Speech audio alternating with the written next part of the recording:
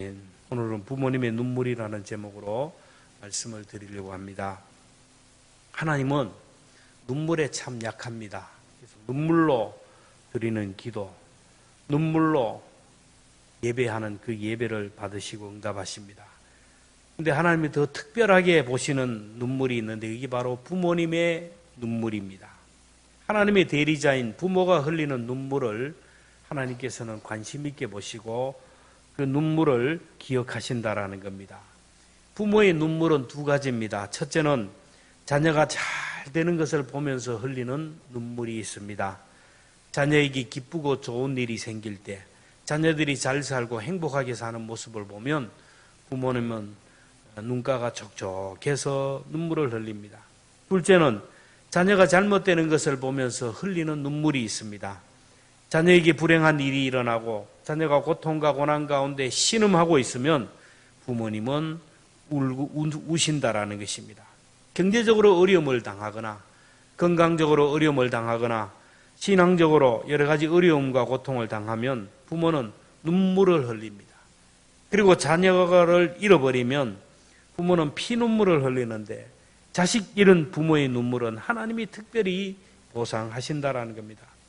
효도라는 것은 부모님의 눈에서 기쁨의 눈물을 흘리게 하는 것이고, 불효는 부모님에게 고통과 근심의 눈물을 흘리게 하는 것입니다. 그래서 하나님께서 부모에게 기쁨의 눈물을 흘리게 하는 효자들에게는 땅에서 잘되고 장수하는 복을 주신다고 했습니다. 반면에 부모님을 고통스럽게 하고 슬프게 하는 부모님의 눈에서 피눈물을 흘리게 하면 하나님께서는 그 불효자를 저주하신다라고 했어요. 예수님도 모친 마리아의 눈에서 눈물을 흘리게 했습니다. 예수님이 십자가에 못 박혀 돌아가실 때 십자가 밑에서 마리아는 통곡을 하면서 울었습니다. 요한복음 19장 25절에 보면 예수의 십자가 곁에는 그 어머니와 이모와 글로바의 아내 마리아와 막달라 마리아가 섰는지라. 아들이 십자가에서 달려서 고통 가운데 죽는 모습을 예수님의 어머니 마리아는 밑에서 보면서 그 마음이 어떻겠습니까? 인류를 구원하는 의로운 죽음이라 하지만 죽어가는 아들을 보는 어머니의 가슴은 찢어집니다. 어머니보다 먼저 죽는 아들의 입장에서 어머니 앞에서 죽는 모습을 보여줘야 하는 그 주님도 많이 힘드셨을 것입니다. 아들이 죽어가는 모습을 보면서 울고 있는 어머니에게 주님이 말씀합니다. 요한복음 19장 26절에 보면 예수께서 자기의 어머니와 사랑하는 제자가 곁에 서 있는 것을 보시고 자기 어머니에게 말씀하시되 여자여 보소서 아들이니이다. 여자여 보소서라는데 이 여자라는 말은 최고의 존칭어입니다. 왕에게 드리는, 신에게 드리는 최고의 존칭어입니다. 어머니, 인간적인 생각으로 그렇게 슬퍼하거나 눈물 흘리지 마십시오. 저는 인류를 구원하기 위하여 죽는 것입니다. 자랑스러운 어머니의 아들입니다. 하면서 울고 있는 어머니를 위로하셨어요. 그리고 울고 있는 어머니 노후를 사랑하는 제자에게 부탁하셨습니다. 요한복음 19장 27절에 보면 또 제자에게 이르시되 보라 내 어머니라 하신대 그때부터 그 제자가 자기 집에 모시니라. 예수님은 죽으면서까지 어머니에게 효도했어요. 죽으면서까지 효를 다하는 예수님의 모습을 봅니다. 아들이 십자가에 달려 고통당하며 죽어가는 그 모습을 보며 울고 있는 마리아의 눈물 속에서 아들 이삭을 번제로 드리는 아브라함의 모습을 볼 수 있습니다. 그리고 아들을 십자가에서 못 박아 죽이는 하나님 아버지의 모습을 또 볼 수가 있습니다. 아들이 십자가에 죽어가는 모습을 보는 마리아의 모습 속에서 십자가의 길을 걸어가는 아들을 보는 어머니들의 눈물이 있어요. 저도 신학을 한다 하니까 저희 부모님이 돌아서서 울었어요. 목회의 길을 걷고 십자가의 길을 걸어가는 자녀들을 보면서 지금도 마음 조아리며 눈물 흘리며 기도하는 부모님을 위로하는 그리고 격려하는 여러분들이 되기를 바랍니다. 그런데 불의한 길을 걸으면서 부모에게 그 아픔과 고통과 눈물을 주는 자녀들이 많습니다. 늘 부모에게 근심거리가 되고 걱정거리가 되고 염려거리를 지어서 부모님의 눈에서 눈물이 마르지 않게 하는 자녀들이 있어요. 오늘 본문을 보면 부모의 눈에서 피눈물을 흘리게 한 아들의 모습이 나오는데 그 사람이 바로 압살롬입니다. 압살롬은 다윗의 셋째 아들로서 다른 아들보다 외모도 뛰어나고 재능도 뛰어나고 리더십이 있었어요. 사무엘하 14장 25절에 보면 온 이스라엘 가운데 압살롬같이 아름다움으로 크게 칭찬받는 자가 없었으니 그는 발바닥부터 정수리까지 흠이 없었더라. 사람들이 볼 때 압살롬은 머리끝부터 발끝까지 흠 잡을 곳이 없었다라는 겁니다. 생긴 것이 외모가 훤칠하고 잘생기고 그래서 많은 사람들이 압살롬을 보면서 감탄을 하고 칭찬을 했어요. 성경을 보면 압살롬의 머리가 얼마나 무성했던지 나귀를 타고 달릴 때 그 휘날리는 그 머리카락을 보면서 사람들이 감탄합니다. 역시 다윗의 아들이다. 이스라엘의 왕제다. 다음 왕은 압살롬이 되어야 된다. 그렇게 했어요. 압살롬의 인기가 올라가고 사람들의 관심과 시선이 압살롬에게 이렇게 집중되자 압살롬은 아버지의 영광을 도둑질하기 시작합니다. 아버지 몰래 사람들을 모아 자기 사람으로 만듭니다.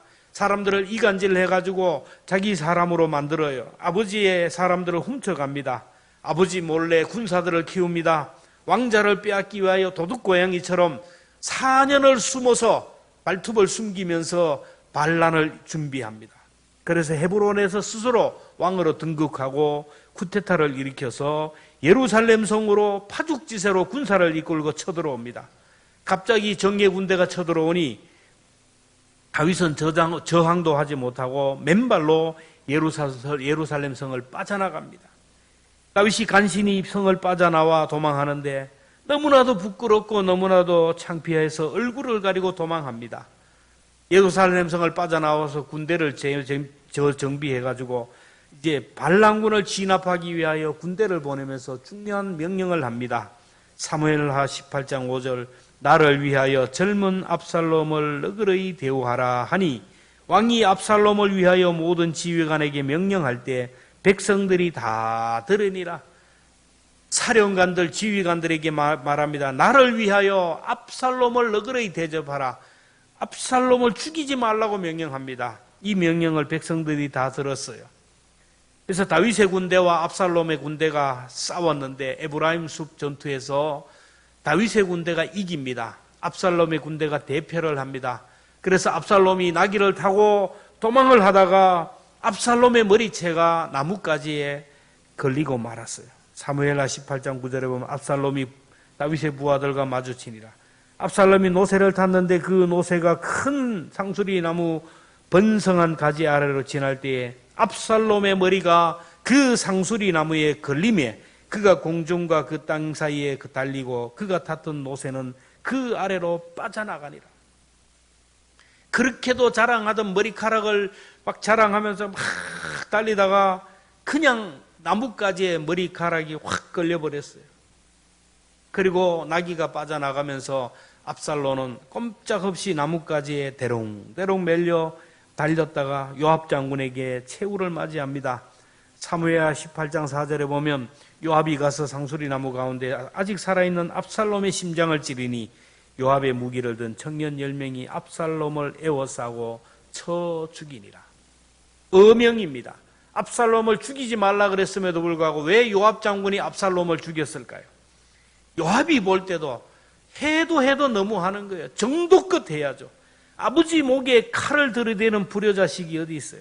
아버지의 왕관을 탄찬하는 대역죄인입니다. 압살롬을 아버지 다윗이 얼마나 사랑하고 얼마나 아껴주고 믿어두었는데 요압 장군이 너무나 잘 알고 있었어요. 다윗은 왕으로 압살롬의 일거수일투족을 국정원장을 통하여 다 보고를 받습니다. 압살롬이 자기 모르게 자기 다윗의 사람을 만나고 있다는 것도 알고 그리고 군사들을 모아서 은밀하게 훈련하고 있다는 것도 알고 있어요.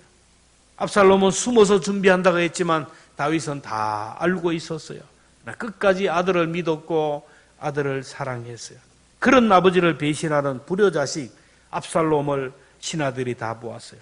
도망하는 아버지 그냥 놔두면 되는데 도망하는 아버지의 목숨을 끊어버리기 위하여 군사를 이끌고 달려가는 이 대역죄인 압살롬을 살려주면 안 된다고 생각했어요. 그런데 다윗이 아들 압살롬이 죽었다는 소식을 듣고 어떻게 합니까? 33절에 보면 왕의 마음이 심히 아파 문 위층으로 올라가서 우니라. 그가 올라갈 때에 말하기를 내 아들 압살롬아, 내 아들 압살롬아, 차라리 내가 너를 대신하여 죽었다면 압살롬 내 아들아 하였더라. 이 짧은 한 절에서 내 아들이라는 말을 5번이나 합니다. 아들 이름 압살롬의 이름을 3번이나 부릅니다. 다윗이 얼마나 통곡하고 울었는지 승리의 축배를 들어야 할 이스라엘 나라가 초상집이 되었다라는. 사무엘하 19장 2절 보면 왕이 그 아들을 위하여 슬퍼한 다음이 그날의 백성들에게 들림이 그날의 승리가 모든 백성에게 슬픔이 된지라. 다윗이 얼마나 울었는지 반란군을 진압하기 위하여 목숨 걸고 싸웠던 군대들 이스라엘 백성들이 축배를 들지 못하고 패장병처럼 성읍으로 돌아갔다는. 사무엘하 19장 3절에 보면 그날의 백성들이 싸움에 이겨 부끄러워 도망함과 같이 가만히 성읍으로 들어가니라. 이 정도로 다윗은 아들 압살롬을 생각하며 통곡했어요. 다윗의 눈물을 보면서 이 땅의 부모들의 눈물을 볼 수가 있습니다. 다윗의 눈물은 여러분 계산을 초월한 사랑의 눈물입니다. 다윗이 이성적으로 생각하고 계산기를 뚫었다면 그렇게 울지 않아요. 헤롯을 보세요. 헤롯은 자기 왕권을 지키기 위해서 얼마나 많은 사람을 죽였는지 몰라요.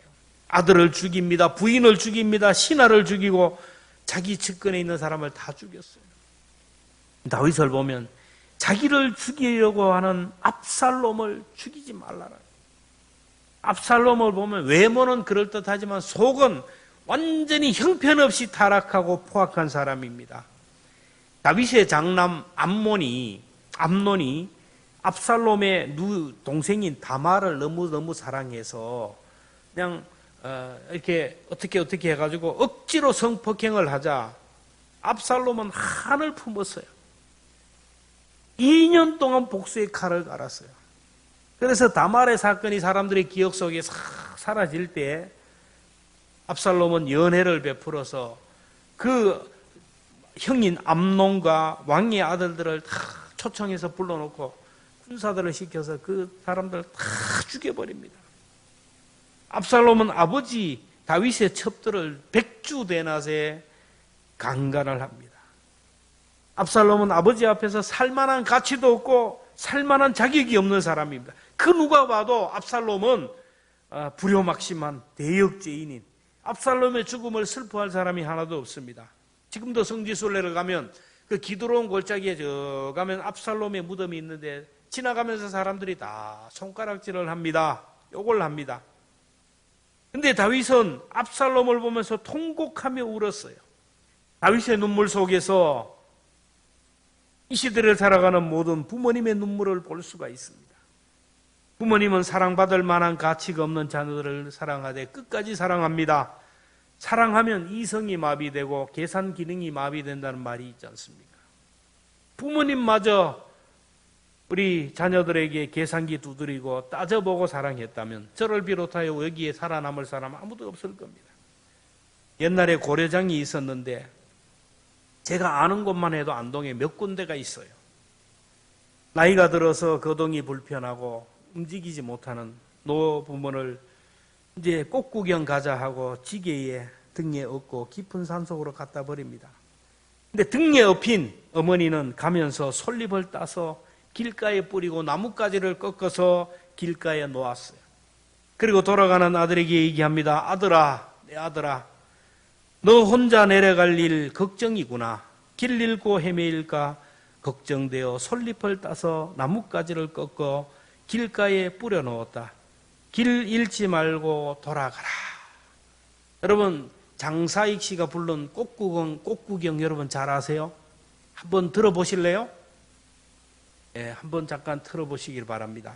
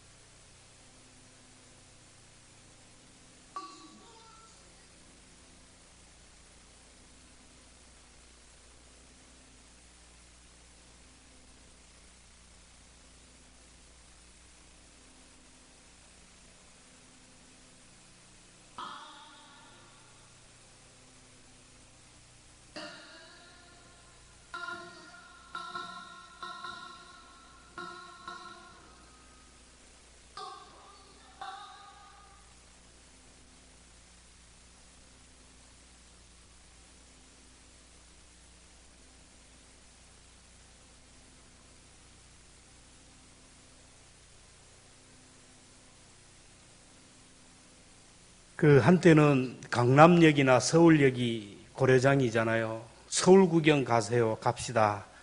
가서 버리고 옵니다. 그러면 그 노부모들이 경찰에게 자기 집과 자녀들의 전화번호를 절대로 가르쳐 주지 않았다라는 거예요. 오늘의 고려장이 어디입니까?